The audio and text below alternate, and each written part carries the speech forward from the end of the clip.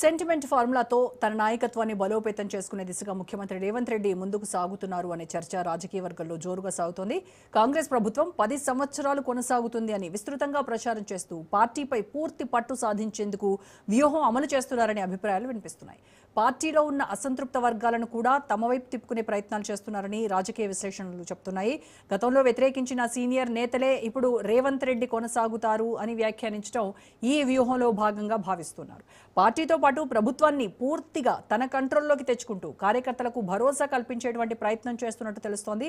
గతంలో YS DS combination ను గుర్తు చేస్తూ ఇప్పుడు రేవంత్ మహేష్ కాంబినేషన్తో మళ్లీ కాంగ్రెస్ అధికారంలోకి వస్తుందని సంకేతాలు ఇస్తున్నారు అనేటువంటి చర్చ కొనసాగుతుంది. దీనికి సంబంధించి పూర్తి ఇన్ఫర్మేషన్ మా ప్రతినిధి రాజిరెడ్డి లైవ్ లో అందిస్తారు. రాజిరెడ్డి, మొత్తానికి Revanth Reddy sentiment plus survival ఈ రెండింటిని బేస్ చేసుకుని ఒక వ్యూహంతో ముందుకెళ్తున్నట్టుగా కనబడతా ఉంది. అంటే మరో 10 ఏళ్ల పాటు కాంగ్రెస్ అధికారంలో ఉంటుంది అని ఆయన పదే పదే నొక్కి చెప్తా ఉన్నారు ప్రతి సభలో కూడా. అంటే పార్టీలో ఉన్నటువంటి అసమ్మతి గళాలు ఎవరైతే ఉన్నారో వాళ్ళని తమ వైపు తిప్పుకొని పార్టీలోనే ఉండేలాగా, ఎందుకంటే ఇన్ ఫ్యూచర్ మళ్ళీ మనమే అధికారంలోకి వస్తున్నాం కాబట్టి కొంతకాలం మనము సైలెంట్గా ఉంటేనే బెటర్ అనేటువంటి స్ట్రాటజీ అప్లై చేస్తూ ఉన్నారా, ఏంటంటారు? ముఖ్యమంత్రి రేవంత్ రెడ్డి సెంటిమెంట్ నమ్ముకున్నాడు. గతంలో ముచ్చటగా 3 పర్యాయాలు 3 పార్టీలు గెలిచినటువంటి తీరును వివరించుకుంటూ వస్తున్నాడు. 1994 నుంచి 2004 వరకు టీడీపీ ఉంది, 2004 నుంచి 2014 వరకు కాంగ్రెస్ ఉంది, తెలంగాణ రాష్ట్రం ఏర్పడిన తర్వాత 2014 నుంచి 2023 డిసెంబర్ వరకు బీఆర్ఎస్ ఉంది. అయితే ఎవరు గెలిచినా తెలుగు ప్రజలు, ముఖ్యంగా తెలంగాణ ప్రజలు కూడా 2 టైంలు అవకాశం ఇస్తారు, అందులో భాగంగా 10 సంవత్సరాలు అవకాశం ఇస్తారు అనేది కూడా పెద్ద ఎత్తున ప్రచారాన్ని రేవంత్ రెడ్డి చేస్తున్నాడు. ఇందులో వ్యూహం ఉంది. ఎందుకు అంటే ఎవరైనా అసంతృప్తులు ఉన్నా కానీ వాళ్ళను సంతృప్తులుగా చేసుకోవడానికి, ఎవరైనా వైరి వర్గీయులు ఉంటే కూడా తన వైపు తింపుకోవడానికి. ఎందుకు అంటే మరోసారి అధికారంలోకి వస్తే, ఇప్పుడు ప్రస్తుతం రేవంత్ రెడ్డి నాయకత్వంలో మరోసారి అధికారంలోకి వస్తే రేవంత్ రెడ్డి ముఖ్యమంత్రి అని జాతీయ నాయకత్వం చెప్తుంది. కాబట్టి ఇక ఖచ్చితంగా రేవంత్ రెడ్డి పాలనలో మరోసారి అధికారంలోకి వస్తే ఆయనకు తిరుగుండదు. హైకమాండ్ ఇప్పటికే ఆయన మాటను పెడచెవున పెట్టట్లేదు. ఆయన ఏది చెప్తే అది దానికి సై అంటుంది. అందులో భాగంగా వేం నరేందర్ రెడ్డికి రాజ్యసభ సభ్యుడు ఇవ్వాలని రేవంత్ రెడ్డి పట్టుపట్టగా రేవంత్ రెడ్డి పట్టు మేరకు వేం నరేందర్ రెడ్డికి రాజ్యసభ సభ్యుడిగా అవకాశం ఇచ్చారు. ఈ యొక్క నేపథ్యంలో ఇప్పుడు జాతీయ నాయకత్వం దగ్గర రేవంత్ మాట చెల్లుబాటు అవుతుంది. రేవంత్తో ఎడముఖం పెడముఖం ఉంటే ఎవరైతే ఎడముఖం పెడముఖం ఉన్నారో ఆ నాయకులకే నష్టం కలుగుతుందనే హెచ్చరికలు కూడా రేవంత్ రెడ్డి పంపుతున్నారు. పైపెచ్చు గతంలో కూడా ఒకటి బీసీ కాంబినేషన్, రెడ్డి కాంబినేషన్ తెర మీద తీసుకొస్తున్నాడు. రాజశేఖర్ రెడ్డి సీఎంగా ఉన్నప్పుడు డిఎస్ పిసిసి ప్రెసిడెంట్గా ఉండే, ఇప్పుడు రేవంత్ రెడ్డి సీఎంగా ఉన్నప్పుడు మహేష్ కుమార్ గౌడ్ పిసిసి అధ్యక్షుడిగా ఉన్నాడు. రెడ్డి బీసీ కాంబినేషన్లో, ఓసీ బీసీ కాంబినేషన్లో మరోసారి కూడా ఖచ్చితంగా అధికారంలోకి వస్తుంది. ఇంకా 10 సంవత్సరాలు కాంగ్రెస్ అధికారంలో ఉంటుంది. 2034 వరకు కాంగ్రెస్కు డోకా లేదనేది కూడా రేవంత్ రెడ్డి చెప్తున్నాడు. అయితే దీనిలో ఒక మర్మం ఉంది. ఎందుకు అంటే ఇలా పదే పదే చెప్తున్నాడంటే కాంగ్రెస్ కార్యకర్తల్లో మనోధైర్యం పెంచడానికి, ఆత్మవిశ్వాసం పెంచడానికి, అదేవిధంగా ఏ ఎన్నికలైనా గెలుస్తున్నాం, మళ్ళీ ఎన్నికలు వస్తే కూడా మేమే గెలుస్తాము అనేది కూడా కార్యకర్తల ఐక్యతను చాటి చెప్పడానికి పదే పదే ఇలాంటి స్పీచ్లు ఇస్తున్నట్టు మనం అర్థం చేసుకోవచ్చు. ముఖ్యంగా పార్టీలో ఉన్నటువంటి అంతర్గత కుమ్ములాటకు చెక్ పెట్టడానికి, ఇటు ప్రభుత్వంలో అటు పార్టీలో గ్రిప్ సంపాదించడానికి ఇదంతా కూడా రేవంత్ వ్యూహంగా కనబడతా ఉంది. రేవంత్ ఏ వ్యూహం వేసినా ఈ మధ్యకాలంలో ఫెయిల్ కాలేదు, అన్నీ సక్సెస్ అవుతూ వచ్చినాయి. అదేవిధంగా ఏ ఫార్ములా చెప్పినా ఆ ఫార్ములా ఈక్వేషన్ ప్రకారం ముందుకెళ్తున్నాడు, సక్సెస్ అయ్యి వస్తున్నాడు.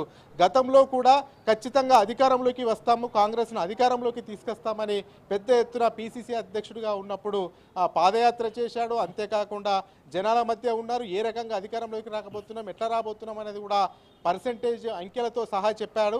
మళ్ళీ అధికారంలోకి వచ్చాడు. ఇప్పుడు కూడా తాను చెప్పింది నిజమవుతుంది, తాను ఏది చేస్తే అదే నిజమవుతుంది, బీఆర్ఎస్లో ఇంటిపోరు ఉంది అనేది కూడా హైలైట్ చేస్తున్నాడు. బీఆర్ఎస్లో ఇంటిపోరే ఉంది, ఇక రాష్ట్రాన్ని ఏం చక్కదిస్తారు, బీఆర్ఎస్ పునరేకీకరణ చేస్తా అంటుంది. పునరేకీకరణ ఏం చేస్తారు, ఇంట్లో ఉన్న వంటి వాళ్ళందరినీ కలుపుకోలేకపోతుంది అనేది కూడా పెద్ద ఎత్తున ప్రచార అస్త్రాలుగా వాడుతున్నారు. ఇది విన్న తర్వాత నిజమే కదా, అసలు బీఆర్ఎస్ ఒకే ఇంట్లోనే కుమ్ములాటలు జరుగుతున్నాయనే సిచ్యువేషన్ క్రియేట్ చేసే పరిస్థితి తీసుకొస్తున్నాడు. అంతేకాకుండా రోజా, మీరు చాలా అబ్జర్వ్ చేశారు, గతంలో పీసీసీ అధ్యక్షుడిగా ఉన్నప్పుడు రేవంత్ రెడ్డిని కొంతమంది సీనియర్ నాయకులు వాళ్ళ జిల్లాలో కూడా అడుగుపెట్టినిచ్చేది కాకుండా ఆయన కన్నా మేమే సీనియర్ మాకేంది రేవంత్ రెడ్డి చెప్పేది అనే నాయకులు కూడా ఈరోజు రేవంత్ రెడ్డి ముఖ్యమంత్రి అయిన తర్వాత 2.5 సంవత్సరాలు పాలన విజయవంతంగా ముందుకెళ్లడంతో ఇప్పుడు ఆయనకు వ్యతిరేకంగా ఉన్నటువంటి సీనియర్లు కూడా భవిష్యత్తులో కూడా ఆయననే సీఎం అవుతాడు అనేది కూడా స్టేట్మెంట్లు ఇస్తున్నారు. అంతేకాకుండా రేవంత్ రెడ్డి కూడా కాంగ్రెస్ అధికారంలోకి వస్తుంది మరోసారి నేనే సీఎం అవుతా అని కూడా రేవంత్ రెడ్డి పలు సందర్భాల్లో చెప్పారు. పలు సందర్భాల్లో చెప్పినప్పుడు కూడా ఒకరిద్దరు నాయకులు వ్యతిరేకించారు కానీ మెజార్టీ నాయకులు సీనియర్ నాయకులు మంత్రులు ఉన్న వాళ్ళు ఎవ్వరు కూడా వ్యతిరేకించట్లేదు. రేవంత్ రెడ్డి నడిచిన దారిలోనే వాళ్ళంతా నడుస్తా ఉన్నారు. నిరూపిస్తుంది. రేవంత్ రెడ్డి రాకముందు గతంలో కాంగ్రెస్ లో పెద్ద ఎత్తున వర్గ విభేదాలు అసంతృప్తి ఉన్నాయి. కానీ ఇప్పుడు క్రమశిక్షణకు మారుపేరుగా కాంగ్రెస్ పార్టీ మారుతుంది. అంతా రేవంత్ రెడ్డి నాయకత్వంలో జరుగుతుందని కూడా గాంధీ భవన్ వర్గాల్లో గుసగుసలు వినిపిస్తున్నాయి. రోజా, అంటే ఇప్పుడు పార్టీని ప్రభుత్వాన్ని కూడా ముఖ్యమంత్రి కంప్లీట్ గా తన కంట్రోల్లోకి తెచ్చుకునేటువంటి ప్రయత్నంలో ఆయన సక్సెస్ అయ్యారు. అంటే ఇది మళ్ళీ పార్టీలో అంతర్గతంగా ఏమైనా మళ్ళీ కుమ్ములాటలు రావడానికి ఆస్కారం ఉంటుందంటారా? లేదు అని అంటే ఏకపక్ష నిర్ణయాలు తీసుకోవడానికి ఒక వేదికగా మారబోతుందంటారు? అంటే కాంగ్రెస్ పార్టీలో మీరు చెప్పినట్టుగా అంతర్గత స్వేచ్ఛ ఎక్కువ, ప్రజాస్వామ్యం ఎక్కువ.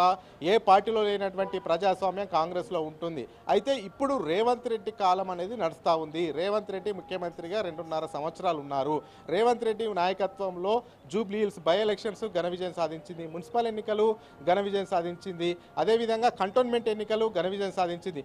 ఈ యొక్క నేపథ్యంలో ఇక రేవంత్ రెడ్డి పాలన 2.5 సంవత్సరంలో ఒక్క ఓటమి కూడా చవిచూడలేదు. మొన్నటి మున్సిపల్ ఎన్నికల్లో 90% మంచి రిజల్ట్ వచ్చింది. ఇప్పుడు జాతీయ నాయకత్వం కూడా రేవంత్ రెడ్డి ఏ మాట చెప్తే ఆ మాటే నమ్ముతుంది, ఆ మాటే వింటుంది. కాబట్టి ఇప్పుడు రేవంత్ రెడ్డికి వ్యతిరేకంగా పెద్ద ఎత్తున కాంప్లైంట్లు, ఫిర్యాదులు, లేఖలస్త్రం సంధించిన లాభం లేదని కూడా పార్టీ వర్గాల్లో చర్చ జరుగుతుంది. ఒకరిద్దరు సీనియర్ నేతలు కూడా రేవంత్ రెడ్డి పదే పదే ముఖ్యమంత్రి అవుతానని చెప్తా ఉన్నారు. పార్టీ బలహీన పడుతుంది, ఈ పార్టీలో ప్రజాస్వామ్యం ఉంటుంది. ఒక ప్రాంతీయ పార్టీ అధ్యక్షుడిలా నేనే మరోసారి ముఖ్యమంత్రి అవుతాను, 10 ఏళ్ళు కాంగ్రెస్ అధికారంలో ఉంటుందని ఎట్లా చెప్తారు అనేది కూడా కొంతమంది జాతీయ నాయకత్వానికి లేఖ రాసిన ఆ లేఖ వికటించినట్టు తెలుస్తుంది. పైపెచ్చు లేఖ రాసినటువంటి నాయకులకే క్లాస్ పీకినట్టు తెలుస్తుంది. ఇన్ని రోజులు 10 సంవత్సరాలు తెలంగాణ ఇచ్చింది కాంగ్రెస్, ఆ 10 సంవత్సరాలు అధికారంలోకి తీసుకురాలేదు. మరి రేవంత్ రెడ్డి వచ్చిన తర్వాతనే అధికారంలోకి వచ్చాం కదా అనేది కూడా జాతీయ నాయకత్వము ఒకరిద్దరి సీనియర్ల పైన మొట్టికాయలు కూడా వేసినట్టు తెలుస్తుంది. ఈ యొక్క నేపథ్యంలో ఇక రేవంత్ రెడ్డికి ఎదురు చెప్పే బదులు ఇటు రేవంత్ రెడ్డి మార్గంలోనే నడిస్తే ఇటు వ్యక్తిగతంగా తమకు కూడా లాభం జరుగుతుంది అనేది కూడా ఒక చర్చ జరుగుతుంది. అయితే లోన మీరు అన్నట్టు సీనియర్ నేతల్లో అసంతృప్తి ఉంది. ఏ క్షణాలన ఎప్పుడు యూటిలైజ్ చేసుకోవాలి, ఎప్పుడు ఆ ప్రయోగాన్ని ఎప్పుడు ఆ సమయం కోసం వేచి చూస్తున్నారు తప్ప ఇప్పుడు రేవంత్ రెడ్డి కాలం నడుస్తుంది. రేవంత్ రెడ్డి చెప్పింది హైకమాండ్ వింటుంది. కాబట్టి ఇక రేవంత్ రెడ్డికి వ్యతిరేకంగా పోతే హైకమాండ్ దృష్టిలో కూడా దుష్మాన్గా మారే అవకాశం ఉంటుందనేది కూడా సైలెంట్గా ఉంటున్నారు. ఆయన ఎటువైపు అడుగులు వేస్తే వీళ్ళు కూడా అదే వైపు అడుగులు వేస్తూ ఉన్నారు. ఇటు ప్రభుత్వంలో ఇటు పార్టీలో తన ప్రభావాన్ని అయితే రోజు రోజుకు పెంచుకుంటున్నాడని చెప్పుకోవచ్చు. రోజా, థ్యాంక్ యూ రాజురెడ్డి.